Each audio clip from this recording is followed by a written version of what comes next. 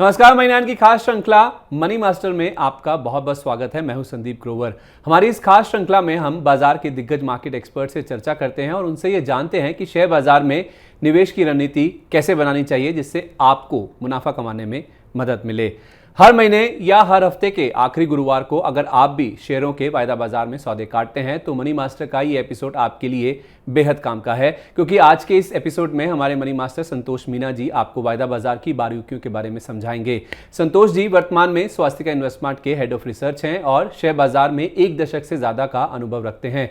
संतोष sir, बहुत बहुत स्वागत है आपका मनी नाइन की इस खास श्रृंखला मनी मास्टर में। Thank you Sandeep ji. It's my pleasure to connect with money nine audience. So सभी को मेरा नमस्कार, और हो सकता है ये सेशन काफी अच्छा लर्निंग हो और ट्रेडर्स और इन्वेस्टर्स ऑप्शन के बारे में समझेंगे और इसको और अच्छे से ट्रेड करेंगे। ठीक है सर, हम भी यही उम्मीद करते हैं। ऑप्शंस या फ्यूचर्स में ट्रेडिंग यानी बड़ा जोखिम और बड़ा मुनाफा। आज के इस कार्यक्रम में संतोष जी से वायदा बाजार के बेसिक्स तो समझेंगे ही, साथ ही उन रणनीतियों पर भी बात करेंगे जो ऑप्शंस की दुनिया में जोखिम को सीमित करके मोटा मुनाफा बटोरने में मददगार हो सकती हैं। तो चलिए शुरू करते हैं आज का कार्यक्रम। और संतोष सर, इससे पहले कि मैं आपसे पहला सवाल पूछूं, मैं कार्यक्रम की शुरुआत करूं, मैं आपसे ये जानना चाहता हूं कि कुछ खास तौर पे जो शब्दावली होती हैं, जो टर्म्स होती हैं, जार्गन्स होते हैं ऑप्शन से जुड़े हुए, जैसे पहले तो ऑप्शन ही हुआ, पुट हुआ, कॉल हुआ, strike price interval, open interest, lot size, expiry date, premium इत्यादि, ये बहुत सारे जार्गन्स हैं, बहुत सारी टर्म्स हैं। इसके बारे में अगर आप पहले हमारे दर्शकों को कुछ समझाएं ताकि वो थोड़ा तैयार हो जाएं इस पूरे टॉपिक को समझने के लिए। ऑप्शन एक तो अपने आप में बहुत इंटरेस्टिंग चीज है, और इसमें एक तो इतने सारे टर्म्स है कि आपको हर चीज को एक एक बहुत अच्छे से समझना होगा। तो सबसे पहले ऑप्शन को ही समझते हैं कि ऑप्शन अपने आप में क्या होता है। तो ऑप्शन के नाम में ही उसका मीनिंग छुपा हुआ है। ऑप्शन का मतलब होता है चॉइस। हम इसको और डिटेल में समझेंगे, इसकी डेफिनेशन को समझेंगे, लेकिन सबसे पहले ये जानना जरूरी है कि ऑप्शन एक डेरिवेटिव इंस्ट्रूमेंट है, और जितने भी डेरिवेटिव इंस्ट्रूमेंट होते हैं, यहाँ दो पार्टी के बीच में कॉन्ट्रैक्ट होता है किसी भी असेट को खरीदने या बेचने के लिए, वो भी फ्यूचर डेट पर, वो भी प्री डिटरमाइंड प्राइस पर। जैसे भी फ्यूचर भी एक डेरिवेटिव प्रोडक्ट्स है, लेकिन फ्यूचर के साथ प्रॉब्लम ये है कि यहाँ पर दोनों पार्टी की लाइबिलिटी होती है कि उस अपना जो कॉन्ट्रैक्ट है उसको एग्जीक्यूट करना ही पड़ता है। अगर बायर है तो उसको बाई करना ही पड़ेगा, सेलर है तो उसको सेल करना ही पड़ेगा। तो इस चीज को इस कॉन्ट्रैक्ट को थोड़ा मॉडिफाई करके, जहाँ पे एक बायर या सेलर के पास एक ऑप्शन होता है, उनको लगे तो खरीदेगा, उनके लिए फेवरेबल सिचुएशन होगी तो खरीदेगा, और उनके लिए फेवरेबल सिचुएशन होगी तो बेचेगा। इस उसको देखते हुए ऑप्शन कॉन्ट्रैक्ट्स आए हैं। इसको हम समझते हैं। जनरली ऑप्शंस 2 टाइप्स के होते हैं, कॉल ऑप्शन और पुट ऑप्शन। पहले हम कॉल ऑप्शन को समझते हैं। कॉल ऑप्शन की डेफिनेशन होती है right to buy but not obligation to buy. ऐसे डेफिनेशन से एग्जैक्ट समझ में नहीं आएगा, इसलिए हमको एक एग्जांपल के थ्रू समझना होगा। एक एग्जांपल लेते हैं। मान लो एक स्टॉक है एबीसी, जिसका 100 रुपीज रेट चल रहा है, और आप मान लो उसको खरीदना चाहते हो। आपको लगता है आने वाले 1 महीने बाद इसमें, आने वाले 1 महीने के अंदर इसमें कुछ पॉजिटिव डेवलपमेंट होने वाला, और इस वजह से स्टॉक में 25 से 30% का अपसाइड देखने को मिल सकता है। और वहीं सेलर है एक, जो एबीसी स्टॉक को बेचना चाहता है, 1 महीने बाद उसका बेचने का प्लान है, लेकिन उसको नहीं लगता कि शायद ये प्राइस इतना बढ़ेगा। लेकिन आपको लग रहा है कि इसमें कोई डेवलपमेंट होने वाला है, स्टॉक में 25 से 30% का अपसाइड देखने को मिल सकता है 1 महीने बाद, आने वाले 1 महीने के दौरान। लेकिन आप श्योर नहीं हो कि ऐसा कुछ डेवलपमेंट होगा, तो आप रिस्क भी नहीं लेना चाहते कि पूरा पैसे के स्टॉक खरीद के आप पूरा रिस्क भी नहीं लेना चाहते। तो आप एक अरेंजमेंट करते हो ऑप्शन सेलर के पास जाकर। आप उससे बोलते हो कि 1 महीने बाद इस स्टॉक का प्राइस कुछ भी चले, एबीसी स्टॉक का प्राइस, मैं आपसे 105 रुपए, हम एग्जांपल ले रहे हैं, अभी 100 रुपीज चल रहा है, 1 महीने बाद आपसे 105 रुपए में खरीदूंगा, मार्केट में कुछ भी चले। अगर और मेरे ऊपर कोई लाइबिलिटी नहीं है, जो बायर है उसके पास ऊपर कोई लाइबिलिटी नहीं है। मुझे लगेगा अगर मार्केट में 105 रुपए के नीचे चलेगा तो मैं आपसे नहीं खरीदूंगा, लेकिन मार्केट में 105 रुपए के ऊपर चलेगा तो मैं आपसे खरीदूंगा। लेकिन इस चीज के लिए मैं आपको एक टोकन अमाउंट दे रहा हूँ। फॉर एग्जाम्पल 5 रुपए वो टोकन अमाउंट दे रहा है, तो 5 रुपए टोकन अमाउंट दे के एक कॉन्ट्रैक्ट हो गया दोनों के बीच में कि 1 महीने बाद, जब जो भी डेट फिक्स करी इन्होंने बाई सेल करने की, स्टॉक का प्राइस कुछ भी चले, जो बायर है वो 105 रुपए में खरीदेगा। अब यहाँ पे हम एक सिचुएशन लेते हैं कि मान लो 1 महीने बाद स्टॉक का प्राइस 130 रुपए हो जाता है, जो एक्सपेक्ट कर रहा था बायर जो भी डेवलपमेंट होने की उम्मीद कर रहा था, इसमें कोई पॉजिटिव न्यूज आने वाली है और वो न्यूज आ जाती है और स्टॉक में सडन सर्ज देखने को मिलता है और 130 हो जाता है, तो अब ऑप्शन जिसने बाय किया है, जिसने कॉन्ट्रैक्ट बायर है, उसके पास राइट है, क्योंकि उसने 5 रुपए दिए हैं, उसने 5 रुपए देके एक अधिकार खरीदा है कि मार्केट में कुछ भी चले मैं आपसे 105 रुपए में खरीदूंगा। तो वो 105 रुपए में सेलर से खरीदता है और मार्केट में जाके 130 रुपए में बेच देता है, क्योंकि 130 रुपए भाव हो जाता है। तो उसका ऐसे 25 प्रॉफिट है, लेकिन 5 रुपए उसकी कॉस्टिंग भी है, तो अल्टीमेटली उसका 20 रुपीज का प्रॉफिट बन जाता है जिसने भी बाय किया है। इन केस कोई न्यूज डेवलपमेंट नहीं आता है और स्टॉक का प्राइस मान लो 105 रुपए के नीचे रहता है, तो जो बायर है जिसने प्रीमियम पे किए 5 रुपए की, उसके ऊपर लाइबिलिटी नहीं है कि वो खरीदे, वो 5 रुपए अपने जाने देता है। तो इस तरीके से कॉल ऑप्शन डिराइव होता है। Any question, then we will move to put option. Please sir, please. Okay, so पहले में हम थोड़ा सा समझे, हमने यहाँ पे कंडीशन देखी है, हमने क्या क्या देखा है यहाँ पर। एक तो 5 रुपए का जो अमाउंट है उसको ही हम प्रीमियम बोलते हैं, हमने ऑप्शन में सुना होगा प्रीमियम पे करते हैं। तो यही जो 5 रुपए की कॉन्ट्रैक्ट वैल्यू, कॉन्ट्रैक्ट करने के लिए जो 5 रुपए दिए हैं, 5 रुपए देकर हम प्रीमियम पे किया है, और ये प्रीमियम के थ्रू जो ऑप्शन बायर है वो राइट खरीदता है, राइट खरीदता है, कॉल ऑप्शन के केस में खरीदने का राइट खरीदता है। यहाँ पे आपने देखा था कि वो 5 रुपए देकर फ्यूचर की डेट में 105 रुपए में खरीदने का एक अधिकार खरीद लिया। अब यहाँ पे जो 105 रुपए है वो है स्ट्राइक प्राइस, क्योंकि एक जो जिस रेट पे कॉन्ट्रैक्ट हुआ है हम उसको स्ट्राइक प्राइस बोलते हैं। ठीक है। और जिस डेट पर बायर और सेलर अपने कॉन्ट्रैक्ट एग्जीक्यूट करेंगे, बायर खरीदेगा या सेलर बेचेगा, उसको ही हम एक्सपायरी डेट बोलते हैं। एंड इसके अलावा एनएस जो कॉन्ट्रैक्ट्स होता है एंड नॉर्मली एक्सचेंज ट्रेडेड होता है, एनएससी और बीएससी पे ट्रेड करता है। नॉर्मली हम म्यूचुअल अंडरस्टैंडिंग के थ्रू भी कर सकते हैं, उसको ओवर द काउंटर कॉन्ट्रैक्ट्स बोलते हैं, लेकिन मोस्टली जो एक्सचेंज पे ट्रेड होते हैं वो एक्सचेंज ट्रेडेड होते हैं, वो स्टैंडर्डाइज्ड होते हैं। यहाँ पर आप अपने हिसाब से क्वांटिटी डिसाइड नहीं कर सकते, या मिनिमम लॉट साइज होता है। यहाँ पर एक शेयर किसी स्टॉक का साइज 100 हो, मिनिमम लॉट साइज किसी का 1000 हो, तो उसी को हम लॉट साइज कहते हैं, वो एक्सचेंज डिसाइड करता है। ठीक है। और ये तो हुआ कॉल ऑप्शन का। अब हम पुट ऑप्शन का डेफिनेशन समझते हैं। पुट ऑप्शन की डेफिनेशन होती है right to sell but not obligation to sell. वहां हमने कॉल ऑप्शन के केस में देखा था right to buy but not obligation to buy, या right to sell but not obligation to sell. अब एबीसी का स्टॉक का ही हम एग्जांपल ले लेते हैं। अगर किसी को लग रहा है कि आने वाले 1 महीने बाद इस स्टॉक में गिरावट आ सकती है, अभी 100 रुपए चल रहा है, शायद इसमें कोई बड़ा नेगेटिव न्यूज आने वाला है, स्टॉक में 25-30% की गिरावट आ सकती है, लेकिन मैं श्योर नहीं हूं कि गिरावट आएगी ही, तो मेरे पास स्टॉक रखा हुआ है, तो मैं अभी से कॉन्ट्रैक्ट कर लेता हूँ जो भी खरीदने वाला है कि 1 महीने बाद कुछ भी चले, आप मुझसे 5 रुपए ले लो, अभी 100 चल रहा है, मैं आपको 95 रुपए में ही बेचूंगा। एक 95 रुपए जो स्ट्राइक प्राइस डिसाइड हुआ है वो कॉन्ट्रैक्ट वैल्यू हुआ। मान लो 1 महीने बाद स्टॉक का प्राइस गिर के 70 रुपए आ जाता है, तो जिसने राइट 5 रुपए देके पुट खरीदा है, अधिकार खरीदा है बेचने का, तो वो क्या करेगा, मार्केट से लेगा 70 रुपए में और सामने वाले को 95 रुपीज में बेचेगा, क्योंकि 95 रुपीज में कॉन्ट्रैक्ट किया है। तो 25 रुपीज का ये प्रॉफिट माइनस 5 रुपए का प्रीमियम, तो अल्टीमेटली यहाँ 20 रुपीज का प्रॉफिट बनता है। वहीं अगर स्टॉक 100 रुपए के ऊपर रहता है, 95 के ऊपर रहता है, तो मार्केट में ज्यादा महंगा बिक रहा है, तो जो उसने कॉन्ट्रैक्ट किया था वो नहीं बेचेगा, वो अपने 5 रुपए जाने देगा, क्योंकि उसके पास ऑब्लिगेशन नहीं है बेचने की। तो इस तरीके से पुट ऑप्शन की डेफिनेशन होती है right to sell but not obligation to sell. I think समय कम है, वरना हम इसको और डिटेल में समझ सकते थे, बट आई होप फिर भी थोड़ा थोड़ा एक आइडिया लगा होगा कि बेसिक कंसेप्ट क्या होता है ऑप्शन का, कॉल और पुट के पीछे का। बिल्कुल, बेसिक आइडिया तो लग गया सर कि ऑप्शंस के जो सारे टर्म्स और जो जार्गन्स हैं वो हमने समझ लिए, लेकिन इसके साथ साथ जो इसका इतिहास है उसके बारे में भी थोड़ा समझ लेते हैं। सर ये बताइए कि आखिर ऑप्शंस की ज़रूरत क्यों आन पड़ी और कब से इनकी शुरुआत हुई थी? ऑप्शन का mainly trading start central board Chicago board of exchange पर जो हुआ 1972 में हुआ है।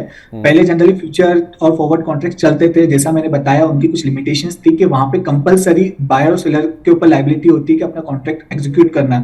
उसको थोड़ा और इनोवेटिव और ल्यूक्रेटिव बनाने के लिए, जहां एक थोड़ा सा ऑप्शन हो कि एग्जीक्यूट करे या ना करे सिचुएशन के अकॉर्डिंगली, तो उसको और थोड़ा सा ल्यूक्रेटिव बनाने के लिए ऑप्शन कॉन्ट्रैक्ट लेके आए। ये कॉस्ट इफेक्टिव भी है, और कहीं ना कहीं नॉर्मली डेरिवेटिव प्रोडक्ट्स में हमेशा इनोवेशन होते रहे, तो एक नया इनोवेटिव प्रोडक्ट था फ्यूचर और फॉरवर्ड के बाद। उसके बाद और भी नए तरह के इंस्ट्रूमेंट्स आए, स्वैप, सीडी स्वैप हमने 2008 में भी देखे, सीडी स्वैप आते, तो लगातार इनमें इनोवेशन होता रहता है। लेकिन ऑप्शन एक one of the successful product रहा है, डेरिवेटिव प्रोडक्ट, और आज हमारे इंडियन मार्केट में ट्रेडर्स का सबसे फेवरेट होता है ऑप्शन ट्रेडिंग।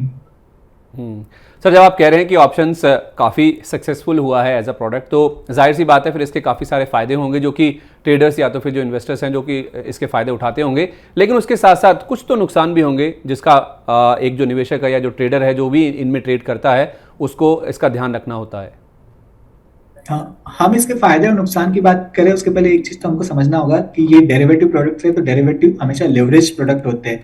लेवरेज प्रोडक्ट का मतलब ये होता है कि आप कम पैसे में बड़ा रिस्क एक्सपोजर लेते हो, तो वहाँ आपको नुकसान भी बहुत ज्यादा हो सकता है और फायदा भी बहुत ज्यादा हो सकता है। और ऑप्शन बायर में आपको पता है कि अगर आप बाइंग करो तो आपका इंटायर अमाउंट भी, जो जितना भी इन्वेस्टमेंट अमाउंट है, पूरी तरीके से खत्म भी हो सकता है। तो इसके फायदे ये है कि आप काफी कम पैसे में बड़ा एक्सपोजर ले सकते हो, हेजिंग कर सकते हो, आर्बिट्रेजिंग कर सकते हो, और कई स्ट्रेटजीज बनाई जाती है। लास्ट टाइम भी हमने डिस्कस किया था कि कवर्ड कॉल स्ट्रेटजी कई लोग बनाते हैं अपने पोर्टफोलियो के अगेंस्ट या किसी स्टॉक के अगेंस्ट, ऑप्शन दूर का कॉल ऑप्शन बेच के एक एक्स्ट्रा इनकम जनरेट करने की कोशिश करते हैं। लेकिन ऑप्शन में सबसे बड़ा नुकसान ये है कि हाईली रिस्क प्रोडक्ट होता है, एंड यहाँ पर आप कभी कभी अपना पूरा अमाउंट के साथ साथ पीस भी खो देते हो, तो ये चीज का भी थोड़ा सा ध्यान रखना चाहिए। तो मोस्टली एग्रेसिव ट्रेडर्स के लिए ज्यादा प्रेफरेबल होता है।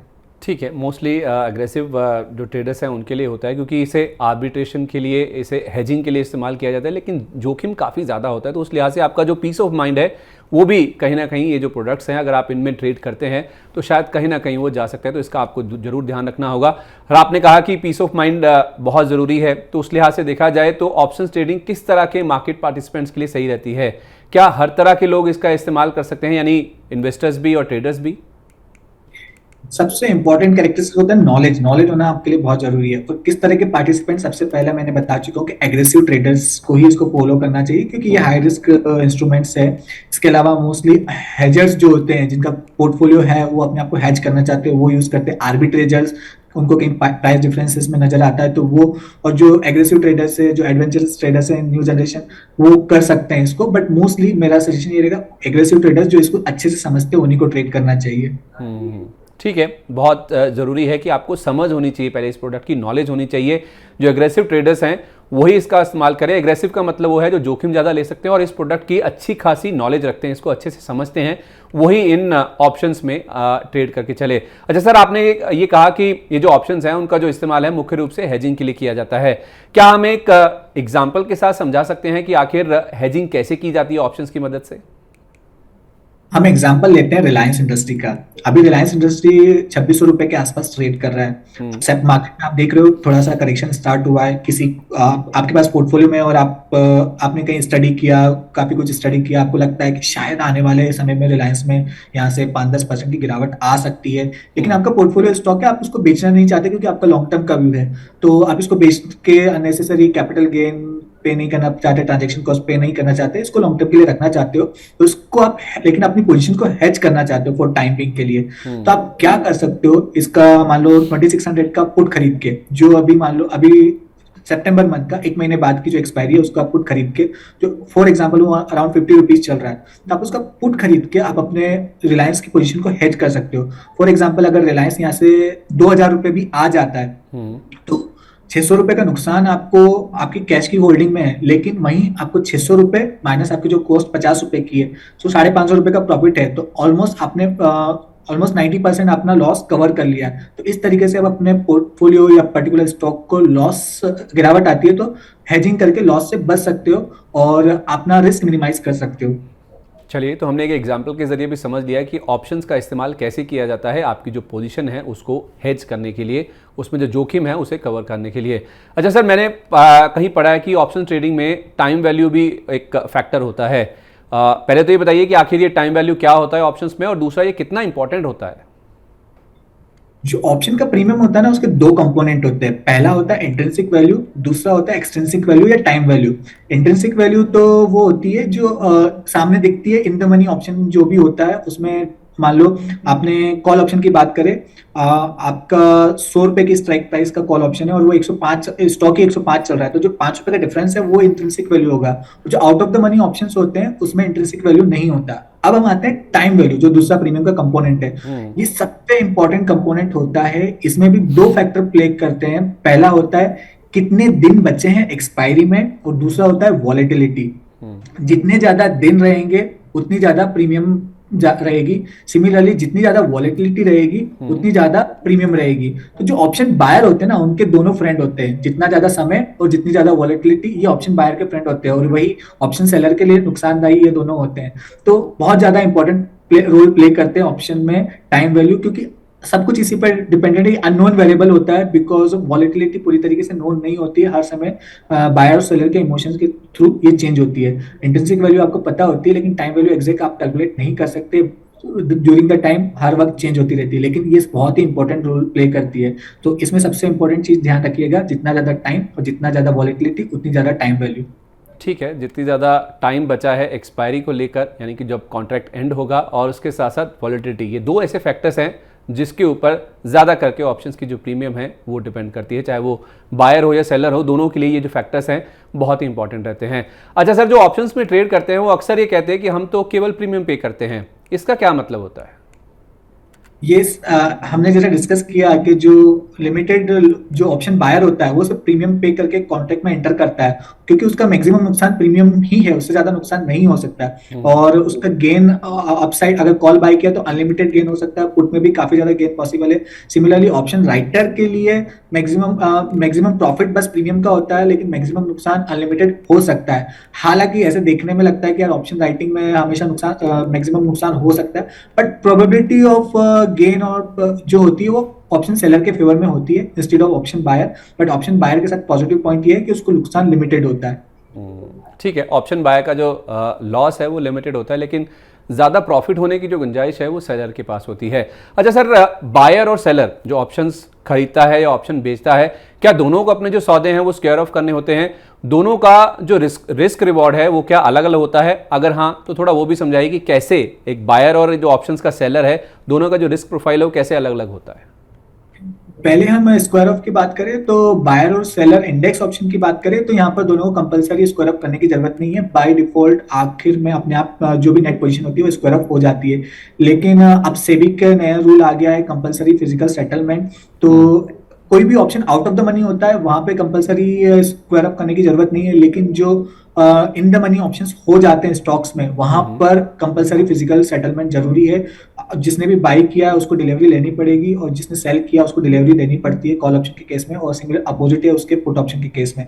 सो इस तरीके से स्क्वायर अप होता है। वहीं रिस्क प्रोफाइल की बात करें तो जैसा हमने डिस्कस किया है, जो ऑप्शन बायर होता है कॉल ऑप्शन बायर, उसको सिर्फ लिमिटेड नुकसान होता है प्रीमियम का, और अपसाइड अनलिमिटेड है, क्योंकि जो प्रीमियम स्टॉक प्राइस है कितना भी ऊपर जा सकता है, तो उसके लिए अनलिमिटेड प्रॉफिट की गुंजाइश होती है, लिमिटेड लॉस है प्रीमियम का।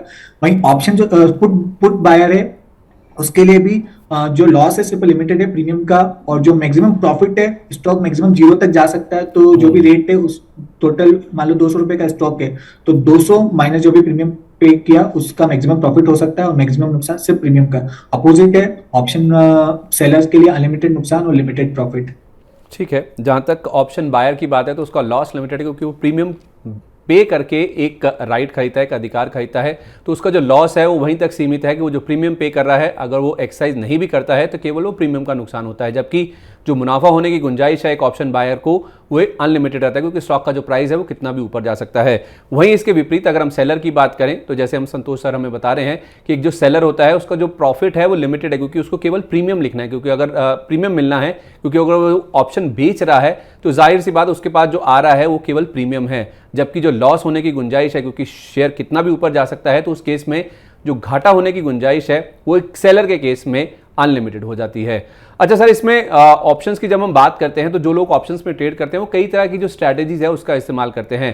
पहले जरा हमें स्प्रेड के बारे में समझाएं, ये बुल कॉल स्प्रेड और बुल पुट स्प्रेड क्या होते हैं? एक्चुअली स्प्रेड्स क्या होते हैं, एक ही तरह के ऑप्शन में आप मल्टीपल पोजीशन या अपोजिट पोजीशन बना के ट्रेड पोजीशन बनाई जा सकती है। बुल कॉल स्प्रेड की बात करें तो सबसे पहले वर्ड है बुल, मतलब आप बुलिश हो, और कॉल स्प्रेड मतलब आप बुलिश हो और कॉल का यूज करके एक स्प्रेड बना रहे हो। स्प्रेड बनाना मतलब एक कॉल खरीदना और एक कॉल बेचना। तो आप बुलिश हो तो पास वाला एट द मनी या in the money call option आप खरीदते हो, और आपको मालूम है आप बुलिश तो है लेकिन उस दूर का बेच के आप अपनी कॉस्ट कम करना चाहते हो, जो भी आपने प्रीमियम पे करी उसको कम करना चाहते हो, तो एट द मनी आप कॉल ऑप्शन खरीदते हो, तो out of the money call बेच के आपके प्रीमियम कम करते हो। तो यहाँ पर आपका व्यू बुलिश होता है। सो अगर मार्केट ऊपर जा रहा है तो आपका प्रॉफिट है वो लिमिटेड होता है क्योंकि आपने एक कॉल बेचा हुआ है, लेकिन और लॉस भी लिमिटेड होता है यहाँ पर। वहीं आपका दूसरा था बुल पुट स्प्रेड, यहाँ पे बुलिश हो और पुट का यूज करना चाहते हो। तो बुलिश हो तो आप एट द मनी या इन द मनी पुट बेच देते हो, क्योंकि आपको प्रीमियम लेना है, आपको लग रहा है मार्केट उससे नीचे नहीं जाएगा, लेकिन आप अपने आप को हेज भी करना चाहते हो, तो out of the money put buy करके अपने आप को हेज कर लेते हो। तो यहाँ पर अगर मार्केट ऊपर जाता है तो आपका लिमिटेड प्रॉफिट है, और अगर मार्केट नीचे भी जाता है तो लिमिटेड नुकसान है। ठीक है, तो दोनों केस में ये एक बुलिश, जब आप बाजार पे तेजी का व्यू होता है या किसी शेयर में आपका तेजी का व्यू होता है, तब आप बुल कॉल स्प्रेड या बुल पुट स्प्रेड का इस्तेमाल करते हैं। लेकिन जैसे हमें संतोष सर बता रहे हैं कि इन दोनों ही केसेस में आपका लॉस और जो मुनाफा है वो दोनों ही सीमित होता है, क्योंकि आप एक कॉल खरीद रहे हैं तो एक कॉल सामने में जो बहुत दूर का होता है, दूर की स्ट्राइक प्राइस का, उसे आप बेचते हैं। तो उस लिहाज से एक स्प्रेड आप क्रिएट करते हैं दो अलग अलग स्ट्राइक प्राइस के बीच में। इसीलिए आपका, चाहे आप कॉल लेते हैं या पुट बेचते हैं, उन दोनों ही केसेस में आपका जो प्रॉफिट और जो लॉस होता है, इस केस में जब आप बुल पुट स्प्रेड या बुल कॉल स्प्रेड का इस्तेमाल करते हैं तो लॉस और जो प्रॉफिट है वो सीमित हो जाते हैं, वो लिमिटेड हो जाते हैं। अच्छा सर, ये तो बात हुई बुल कॉल स्प्रेड की या बुल पुट स्प्रेड की। बियर कॉल और पुट लेडर की स्ट्रेटजी क्या होती है, थोड़ा इसके बारे में बताइए। बियर कॉल की बात करें तो आप बियरिश है और कॉल का यूज करना चाहते हैं, तो बियरिश है तो आप कॉल बेचोगे जिसकी प्रीमियम ज्यादा होगी, मतलब एट द मनी या एट द मनी कॉल को बेच के आप प्रीमियम खाना चाहोगे, लेकिन आप रिस्क भी नहीं लेना चाहते तो थोड़ा सा out of the money call option खरीद कर अपने आप को हेज भी करना चाहोगे। तो एट द मनी हम कॉल बेचते हैं और out of the money call खरीदते हैं ताकि हमारा रिस्क भी हेज हो जाए। तो यहाँ भी लॉस भी लिमिटेड है और प्रॉफिट भी लिमिटेड होता है। इसके अलावा जो आपका अगला क्वेश्चन था, beer put ladder, sorry put ladder, तो आप बियरिश हो, सॉरी पुट खरीदते हो और आपका व्यू बियरिश है तो आप at the money and the money put खरीदते हो। आप उसकी कॉस्ट कम करने के लिए out of the money put बेचते हो, लेकिन आप चाहते हो और कॉस्टिंग कम हो तो एक और deep out of the money put बेच के और कॉस्टिंग कम कर देते हो। तो आप मल्टीपल पुट्स में पोजीशन बना रहे हो, इसको हम लेडर बोलते हैं। सिमिलरली कॉल लेडर भी ऐसे ही होता है, आप मल्टीपल कॉल में पोजीशन बनाते हो। सो जो हमने बियरिश पुट पढ़ा था उसी का थोड़ा सा एक्सटेंडेड फॉर्म है बियरिश पुट लेडर। ठीक है, अगर आप मल्टीपल ऑप्शंस में ट्रेड करते हैं एक साथ तो उसे कॉल या पुट लेडर के तौर पे बोलते हैं, क्योंकि आप बहुत सारे ऑप्शंस का एक साथ इस्तेमाल करते हैं। अच्छा सर, ये भी बताइए कि लॉन्ग एंड शॉर्ट स्ट्रैंगल क्या होता है। स्ट्रैंगल में आप क्या करते हो, कॉल और पुट दोनों में पोजीशन बनाते हो, out of the money call या out of the money call put दोनों में। अगर आप लॉन्ग स्ट्रैंगल बना रहे हो तो कॉल और पुट दोनों आप खरीदते हो। फॉर एग्जांपल रिलायंस अभी 2600 चल रहा है तो मैं 2700 का कॉल खरीदूंगा और 2500 का पुट खरीदूंगा, तो मैंने out of the money call भी खरीद लिया, out of the money put खरीद लिया। मेरा व्यू है मार्केट में एक बड़ा मूवमेंट आने वाला है किसी भी डायरेक्शन में, तो हम लॉन्ग स्ट्रैंगल बनाते हैं। और जब हमको लगता है मार्केट एक रेंज में रहेगा तो हम शॉर्ट स्ट्रैंगल बनाते हैं। दोनों मुझे लगता है कि ना रिलायंस 2700 के ऊपर जाएगा ना 2500 के नीचे जाएगा, तो मैं 2700 का कॉल बेच दूंगा और 2500 का पुट बेच दूंगा और शॉर्ट स्ट्रैंगल बनाऊंगा। तो इस तरीके से हमारे व्यू के हिसाब से हम पोजीशन बनाते हैं। जब दोनों बाई करते हैं तो लॉन्ग स्ट्रैंगल, और जब दोनों शॉर्ट करते हैं तो शॉर्ट स्ट्रैंगल कहलाता है। ठीक है, आपका व्यू क्या है मार्केट के ऊपर या किसी एक पर्टिकुलर स्टॉक के ऊपर, उसके हिसाब से जो स्ट्रैटेजीज हैं उनका इस्तेमाल किया जाता है। अच्छा सर, शॉर्ट स्ट्रेडल क्या होता है ये भी बताइए। शॉर्ट स्ट्रैंगल का ही टाइप है, लेकिन यहाँ हम अलग अलग स्ट्राइक प्राइस का ना करते हुए एक सेम ही स्ट्राइक प्राइस का। मुझे लगता है कि रिलायंस मान लो 2600 के आसपास ही घूमता रहेगा तो मैं 2600 कॉल और पुट दोनों बेच के उसकी प्रीमियम खाने की कोशिश करूंगा, तो इसको हम शॉर्ट स्ट्रैंगल कहते हैं। यहाँ पर लेकिन लॉस अनलिमिटेड हो सकता है क्योंकि मार्केट किसी भी डायरेक्शन में अगर बड़ा मूवमेंट आ गया, और प्रॉफिट लिमिटेड है, लेकिन अगर आपका व्यू सही है तो आपको प्रोबेबिलिटी ऑफ प्रॉफिट अच्छी रहेगी। तो यहाँ पर हम सेम ही स्ट्राइक प्राइस का कॉल और पुट दोनों बेचते हैं और प्रीमियम खाने की कोशिश करते हैं। ठीक है। सर, मैंने आपसे पहले भी समझा था कि ये जो टाइम वैल्यू है वो क्या होती है ऑप्शंस में, लेकिन कई सारे ऐसे ट्रेडर्स हैं जो कि वीकली या मंथली एक्सपायरी जब होती है तो उसके आसपास ही ट्रेड करना ज़्यादा पसंद करते हैं। आपके हिसाब से क्या जब एक्सपायरी होने वाली होती है, चाहे वो मंथली हो या तो फिर वीकली हो, उसके आसपास ट्रेड करना ज़्यादा सुरक्षित रहता है? पहले तो हम एक ये बात करें, काफी लुक्रेटिव होता है और एक्सपायरी के पास ऑप्शन ट्रेड करना। इंडेक्स की बात करें तो मंथली और वीकली एक्सपायरी की बात करें तो एक्सपायरी वाले के पास आके ऑप्शन काफी सस्ते हो जाते हैं। तो जो बायर पर्सपेक्टिव से सोचे तो उसको काफी लुक्रेटिव लगता है क्योंकि काफी सस्ते में मिल रहा है और बड़ा मोमेंट आ गया तो काफी बड़ा मुनाफा बना भी सकता है। लेकिन एक्सपायरी के पास आके ऑप्शन की प्रीमियम गिरती भी उतनी ही स्पीड से है। सो रिस्क वही है लेकिन रिवॉर्ड के भी चांसेस उतने ही है। तो दोनों फैक्टर ध्यान में रखना होगा। आपको समझना पड़ेगा अगर आप एक्सपेक्ट कर रहे हो बड़ा मूव आने वाला है एज ए बायर्स पर्सपेक्टिव, तो आप कम पैसे में एक बड़ा गेम खेल सकते हो, ज्यादा प्रॉफिट कमा सकते हो। लेकिन अगर मान लो मार्केट में कोई बड़ा मूवमेंट आने की चांसेस नहीं है तो आपका पूरा पैसा डूब भी सकता है। ये चीज को ध्यान रखना चाहिए। और मंथली एक्सपायरी में एक चीज ध्यान रखिएगा, अब कंपलसरी फिजिकल सेटलमेंट आ गया है तो एक्सपायरी वाले वीक में ऑप्शंस, स्टॉक ऑप्शन में लिक्विडिटी खत्म हो जाती है, क्योंकि मार्जिन बढ़ जाता है, हर दिन मार्जिन बढ़ता है, एक्सपायरी वाले दिन तो 100% मार्जिन लगता है, तो नेक्स्ट मंथ में कॉन्ट्रैक्ट शिफ्ट हो जाता है। सो जो इंडेक्स ऑप्शन है वहां तो काफी अच्छे से ट्रेड होता है, लेकिन जो स्टॉक ऑप्शन है वहाँ एक्सपायरी वाले वीक में अच्छे से काम नहीं होता, इस चीज को ध्यान में रखिएगा।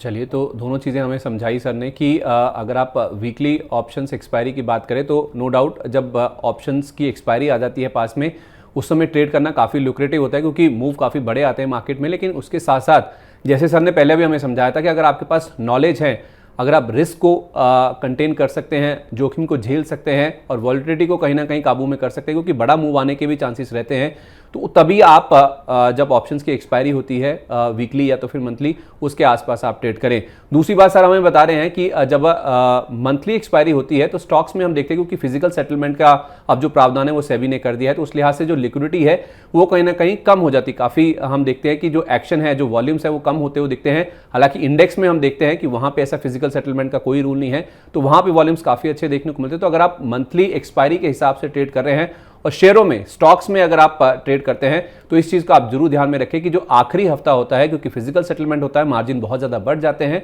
तो उस लिहाज से वॉल्यूम्स डिप हो जाते हैं, तो उस चीज़ को आपको ध्यान में रख के ट्रेड करना होगा। अच्छा, एक चीज़ और बताएं सर कि ऑप्शंस या एफएनओ सेगमेंट में जिस तरह छोटे निवेशकों ने अपने हाथ जलाए हैं, क्योंकि ये एक बहुत ज़्यादा ऐसी चीज़ है जो कि समझ के करने की ज़रूरत है, जैसे आप पहले बता भी रहे थे, तो उससे जो मार्केट रेगुलेटर है सेबी, वो काफ़ी ज़्यादा चिंतित है और अब एक्सेसिव ट्रेडिंग और स्पेकुलेशन को रोकने के लिए रिस्क प्रोफाइलिंग और निवेशकों के इनकम डिस्क्लोजर्स को आवश्यक करने की तैयारी भी की जा रही है। आपकी क्या राय होगी सर, छोटे निवेशकों को जो बहुत ज़्यादा लिक्विडेटिव समझते हैं इसे और छोटे समय में बड़ा पैसा कमाने के तौर पे इसे देखते हैं ऑप्शन ट्रेडिंग को? सेबी का कंसर्न सही है, क्योंकि पिछले कुछ 2 साल में कोविड के बाद से बहुत तेजी से नए निवेशक आए, नए ट्रेडर्स आए, और स्पेशली उनका रुझान जो ऑप्शन ट्रेडिंग की तरफ काफी ज्यादा रहा है, क्योंकि मोस्टली जेनजी इन्वेस्टर है, जो नए नए जनरेशन के ट्रेडर्स है, तो उनको नॉर्मली वो एडवेंचरस होते हैं, रिस्क लेना पसंद है। बट डेटा भी यही बोलता है कि मैक्सिमम ऑप्शन ट्रेडर्स नुकसान करते हैं, जो भी डेटा बोलता है, बिकॉज मेन रीजन ये उनको प्रॉपर नॉलेज नहीं होता प्रोडक्ट का, और उसको उनको फैसिनेटिंग लगता है क्योंकि यहाँ फास्ट गेम बनता है, लेकिन वो अपना रिस्क प्रोफाइल नहीं समझते, गवाते हैं। तो सेबी का कंसर्न सही है, सेबी नए गाइडलाइंस लेके आ रही है। सो मेरी छोटे निवेशकों को और ट्रेडर्स को यही सलाह रहेगी, सबसे पहले तो अपना नॉलेज बेस बढ़ाए इस चीज को लेकर, इसकी अंडरस्टैंडिंग करना बहुत जरूरी है। इसके अलावा सजेशन यही रहेगा कि मोस्ट ऑफ योर जो इन्वेस्टमेंट है वो कैश मार्केट में अच्छी क्वालिटी के स्टॉक्स में रखे, और आपको इसका एडवेंचर का मजा लेना है तो ओनली 3 to 5% जो अपना इन्वेस्टमेंट का लोकेशन है वो ऑप्शन ट्रेडिंग में रखे, बाकी majority of your investment should be in cash market.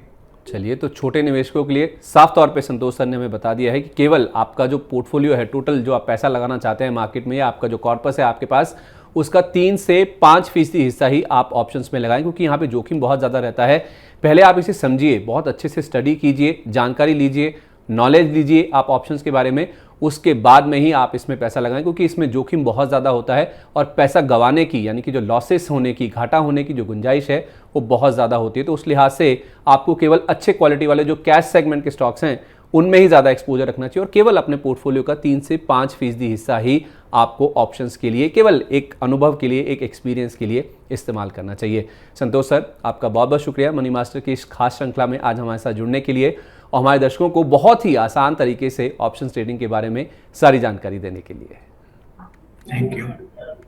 हमें पूरी उम्मीद है कि मनी मास्टर की ये खास पेशकश और दर्शकों की समझ को और सहज बनाने की हमारी ये पहल आपको पसंद आई होगी। आज के लिए बस इतना ही। अगले मनी मास्टर में बाजार के एक और एक्सपर्ट के साथ, शेयर बाजार से जुड़े एक और नए टॉपिक के साथ आपसे फिर मुलाकात होगी। तब तक आप देखते रहिए मनी 9। नमस्कार।